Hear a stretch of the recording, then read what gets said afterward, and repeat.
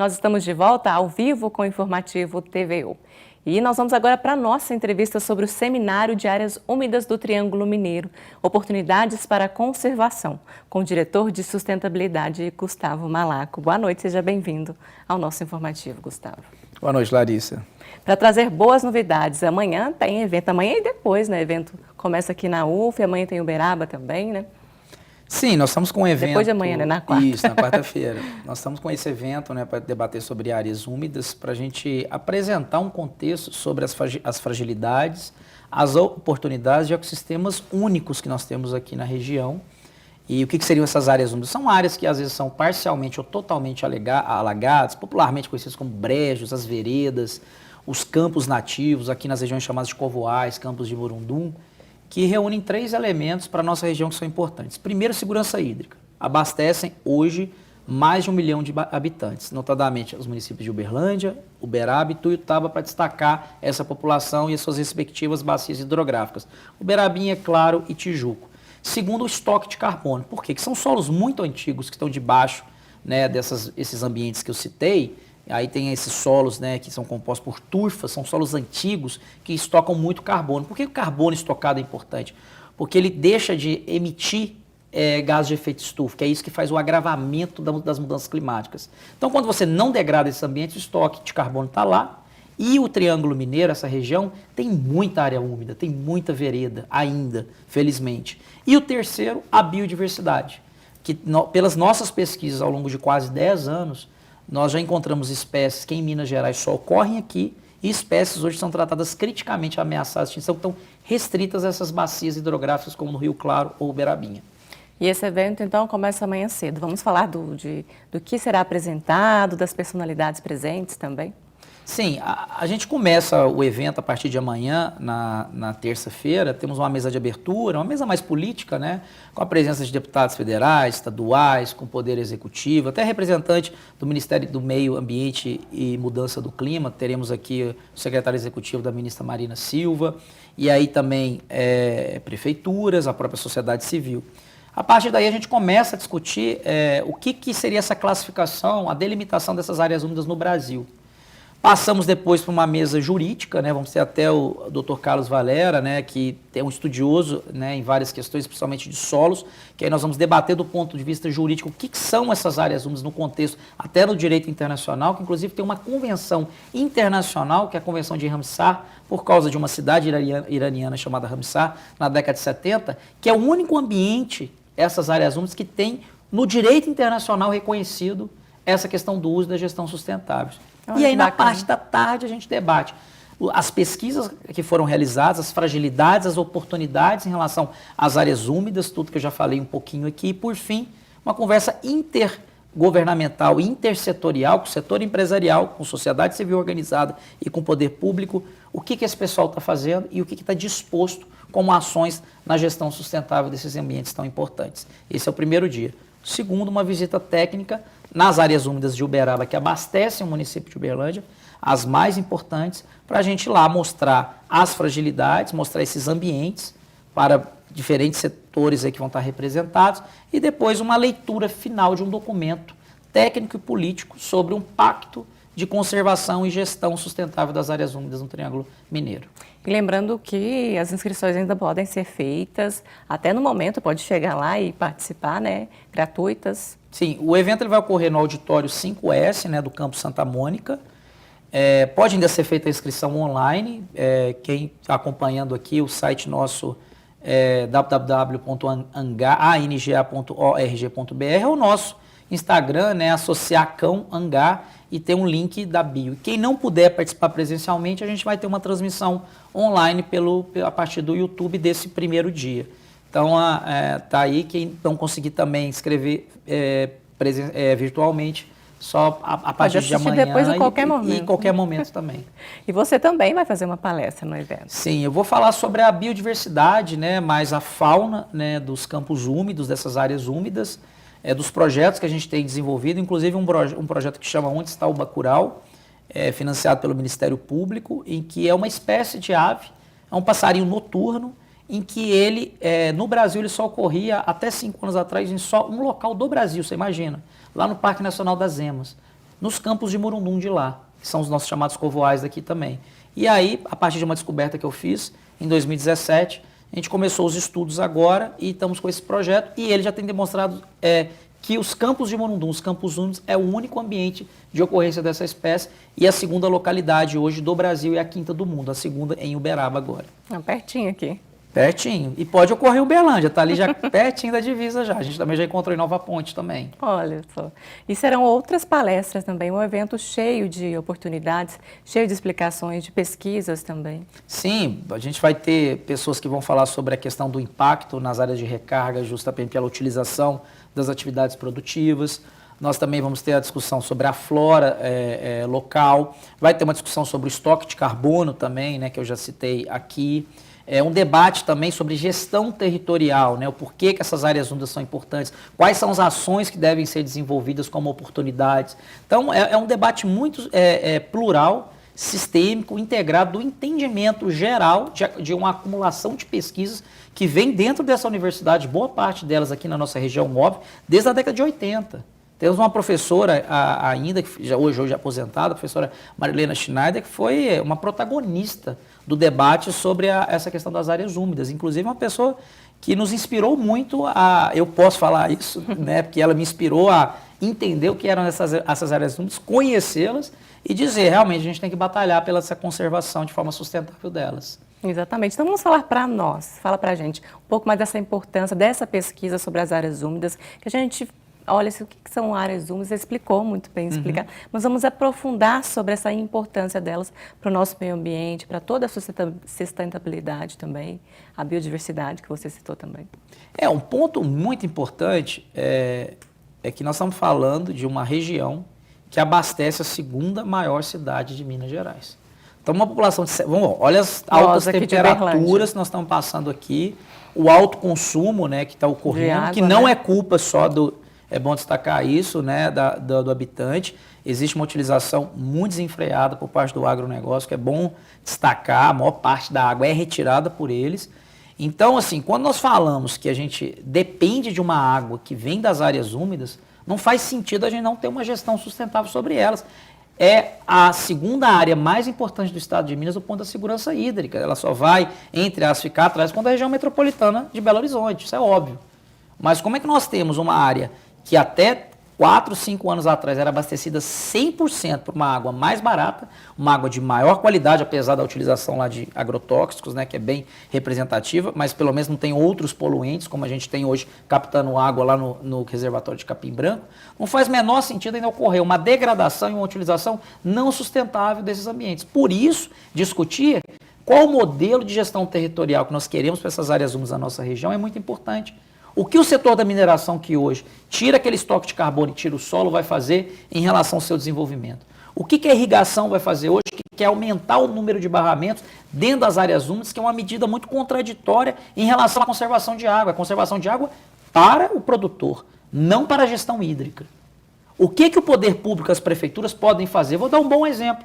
Uberaba, por exemplo, tem uma legislação municipal que protege os campos de Murundum e os covoais, que na legislação estadual e federal, na época do Código Florestal, quando ele foi, a lei de proteção nativa, foi reformulada, retirou a proteção dessas áreas úmidas. Uberaba, sabiamente, alguns legisladores colocaram isso na lei. Então isso é até um incentivo que os municípios também fazem esse papel de defesa do meio ambiente, está na Constituição, que os municípios podem fazer isso. Então a gente precisa ter um pacto dos municípios, que vamos falar dessa área mais estratégica, estou citando aqui, que abastece Uberlândia, abastece Uberaba, que está todo junto, Uberabinha e Claro. Pega Sacramento, Nova Ponte, Uberlândia e Uberaba. A gente precisa conversar esses 4 municípios. A gente precisa sentar na mesa e ter uma política única, porque a água que está em Uberaba abastece aqui. A água que depois pode ser poluída aqui para cair em Tupaciguara. A água que vem para Nova Ponte vem para cá, a água de Sacramento vem para cá, de Sacramento para Uberaba, no caso do Rio Claro, e de Nova Ponte também para o Rio Claro. Então tem que ter uma gestão inteligente. Eu digo assim, essa é a última década. Da mesma forma que a gente está acontecendo com as mudanças climáticas hoje, se a gente não agir nessa década, já ultrapassou 1,5 grau acima da Revolução Industrial. A gente está sentindo isso literalmente na pele, né? Nós vamos chegar a 2 graus provavelmente na próxima década, vai ser a mesma coisa. Nós já assistimos uma outra chapada dessa, que é ali para o lado de Estrela do Sul, Araguari, que já colapsou do ponto de vista dos campos que eram úmidos viraram campos secos pelo uso histórico ali da terra, e se a gente não tomar alguma decisão urgente, isso passa pela responsabilidade de todos e todas, nós vamos perder uma área estratégica que abastece hoje 700 mil habitantes. Então, é muito importante isso. Isso é feito de graça, Larissa. Nós estamos falando que a natureza nos entrega isso de graça, sem cobrar nada. E aí há uma certa negligência e até uma irresponsabilidade de vários setores da economia e também de alguns setores do poder público de não entender a gravidade que se avizinha nisso. A gente está assistindo, é como se começasse a pegar fogo no nosso pé, a gente ficando parado e não fazer nada. A verdade é essa. Então nós aqui da ANGÁ estamos oferecendo esse evento, já é um debate já que tem de 5, 6 anos que estamos fazendo na região, para aprofundar e dizer, está na hora, vamos lá. Vamos sentar e vamos conversar, vamos dialogar nisso no âmbito da União, do Estado de Minas Gerais, dos municípios, do Judiciário, do Executivo, do Legislativo, das instituições de ensino e pesquisa, das organizações da sociedade civil e todo o setor empresarial. Eu acredito que isso pode dar certo. E você como biólogo também, né, tem todo o know-how para falar sobre isso. E está vendo aí, a gente está vendo nesse calor, hoje em Uberlândia está um calor muito grande. A gente sabe que essa semana também vai continuar calor. E o que a gente faz? O que está acontecendo? Preservar as áreas úmidas nos ajuda localmente e regionalmente, isso é fato. Preservar, isso vai nos entregar mais água em quantidade e qualidade. Isso é nenhuma dúvida. E o Brasil já tem pesquisa que está secando. E a gente tem que ter o papel de não secar a nossa maior caixa d'água, que é o rio Berabinha, no caso de Uberlândia, e Uberaba não secar a sua caixa d'água, uma delas, que é o Rio Claro, que eles têm uma outra caixa d'água lá, que é o Rio Uberaba, que é o principal. Mas Uberlândia, a sua maior caixa d'água são as nascentes do Rio Berabinha. Então é inadmissível não pensar que o município de Uberlândia não tem que olhar para cima. Eu falo que para cima é que essas nascentes estão acima de Uberlândia, estão para cima. Então é urgente chegar e conversar com o município limite numa forma de cooperação. É isso que nós temos que buscar hoje, essa integração. Tem um saudoso amigo aí, o amigo Apolo Eirinja, ele fala sobre isso. Se os municípios tivessem a sua territorialidade pelos rios, pelas bacias hidrográficas, a gente não estava fazendo esse debate, porque seria, entre aspas, assim, a cidade do Berabinha, por exemplo. Seria toda a bacia hidrográfica do Rio Berabinha, e aí a gestão territorial ficaria mais fácil de você gerir. Mas como nós temos esses limites territoriais, nós precisamos dialogar entre os executivos, entre os legislativos, dentro desse processo. Então, essa é a solução. E eu falo, quem está assistindo isso aqui, gente, a gente tem pouco tempo, tem muito pouco tempo. Tem pouco tempo globalmente em relação ao agravamento das mudanças climáticas e tem pouco tempo aqui em nosso município e nos municípios vizinhos se nós não preservarmos a água. Estou dando muito foco na água, gente, porque não se faz nada sem água. Em nenhuma atividade econômica não vivemos sem água e nenhuma forma de vida vive sem água também. Então é importante que a gente se alerte, se atente e vamos agir nessa questão. Esse é o nosso papel como terceiro setor para contribuir ao debate, encontrar caminhos, soluções, parcerias dentro desse debate público. E com essas pesquisas em mãos, também com esses dados, qual que é um cenário possível que você vislumbra com essas mudanças? Não, o primeiro ponto é fazer uma gestão territorial para a conservação das áreas que estão lá hoje em pé, né, as áreas úmidas. A gente precisa frear nessas um pouco. Assim, desmatamento, né, para atividade agrícola não é admitido hoje. Não tem condição a gente falar que não desmatar. Vou dar um dado: a bacia do Rio Berabinha hoje, ela tem um pouco mais de 20% da vegetação nativa. Isso é o que está na lei, praticamente de reserva legal, e um déficit de área de preservação permanente gigantesco. E mesmo assim, nós encontramos há um mês atrás desmatamento em área de manancial público de Uberlândia para produção de cana-de-açúcar. Isso um setor que a gente acompanha e que já dizia, falava, nós não fazemos mais desmatamento de área, nós ficamos até assustados. Então vocês teriam um dado. Então você passa com gestão de territorial, primeiro dizer, vamos agora, a não ser em pequenas questões, às vezes de utilidade pública, etc., para fazer o debate, não ter mais esse tipo de intervenção nas áreas úmidas. A segunda é a restauração. Nós vamos investir pesadamente em restauração ambiental. Inclusive, estamos na década da restauração dos ecossistemas pela Organização das Nações Unidas. É uma década voltada à restauração dos ecossistemas de forma geral. E restauração, pessoal, é fonte de renda, é fonte de emprego. Os Estados Unidos, quando teve sua grande recessão econômica, o que ele fez? Plantar árvore.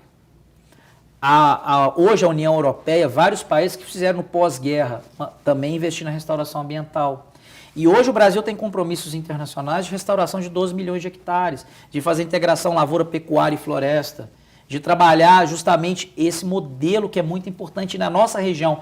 Nós realizamos um estudo na bacia do Ribeirabinha, nós detectamos cerca de 6 mil hectares de déficit de área de preservação permanente, que não cumpre a lei. Que são extremamente importantes. E isso, desses 6 mil, 4 mil hectares nas áreas de manancial público, seja do Bom Jardim ou do Sucupira. Ou seja, na área que devia estar mais preservada, é a área que está mais degradada em área de preservação permanente, que influencia diretamente no regime hídrico. Então a gente tem uma oportunidade econômica. Se hoje nós temos centenas de milhões de reais, ou bilhões, na verdade são bilhões de reais, no plano safra para investimento para o agronegócio, que é importante, para o produtor rural, a gente também tem que ter um investimento na cadeia da restauração. Porque ali você contrata viveirista, ali você contrata rede de sementes, envolve mulheres nesse processo, que é a restauração florestal, ela passa pelo empoderamento, gente. É muito forte. Voltei agora de um grande viveiro que tem de Mata Atlântica em Santa Catarina, você vai ver o trabalho fantástico que esse pessoal tem. E aqui nós temos um laboratório vivo para fazer restauração ambiental. Agora, precisa os municípios investirem mais pesadamente. Temos programas interessantes, temos o próprio programa Buriti de Uberlândia, mas é um programa muito tímido em relação a metas, indicadores. Você olha assim e fala assim, mas peraí, você tem 4 mil hectares de APP que a gente está vendo na bacia, nas áreas de... Tudo bem, alguma coisa é Uberaba, outra coisa é Uberlândia. Esse negócio a gente está avançando muito mais. 4 mil hectares já tem estudos que demonstram que em 10 a 15 anos você zera esse passivo. Ou seja, nós não conseguimos perceber isso nos últimos 5 anos, uma mudança muito significativa nessa restauração de APPs. Ou seja, a própria política pública de Uberlândia não está sendo efetiva na restauração da sua caixa d'água. Então, precisa o quê? Lógico, do investimento, mas precisa de vontade de política para fazer restauração. E nós temos que aproveitar o momento que há um compromisso internacional do Brasil, há um restabelecimento do compromisso na agenda socioambiental do Brasil, pelo menos do governo federal, em relação a essa agenda agora. Então, nós temos que aproveitar essa janela de oportunidades. É um debate muito importante. É um debate extremamente importante. É o que vai comandar hoje e já comanda economicamente. Não existe nenhum fórum global hoje que fala de economia que não fala de meio ambiente. O Brasil está passando hoje por uma extrema seca na Amazônia, felizmente algumas chuvas começaram agora, passou um tanto de chuva no Rio Grande do Sul, com desastres, com mortandades, com mortes, assim, uma coisa horrorosa, e agora com essas ondas de calor no Centro-Oeste que impactam diretamente a nossa agricultura. Como é que nós vamos ficar nesse cenário, se a gente não agir? A gente vai continuar letárgico nesse processo, a gente não vê que tem um processo que nós precisamos agir, diminuir a emissão de gás de efeito estufa, diminuir desmatamento, trabalhar na restauração florestal e toda na economia de baixo carbono, que já tem pesquisa que já demonstra que são milhares de empregos em pouco espaço de tempo nesse tipo de economia. Então a oportunidade está dada e uma delas são as áreas úmidas. E o convite também foi dado. Está aqui dado, quem quiser, vamos lá amanhã e podem ter certeza que vai ser um evento muito importante para a região. Com certeza. Muito obrigada pela participação e pelas explicações aqui para a gente. Boa noite para você.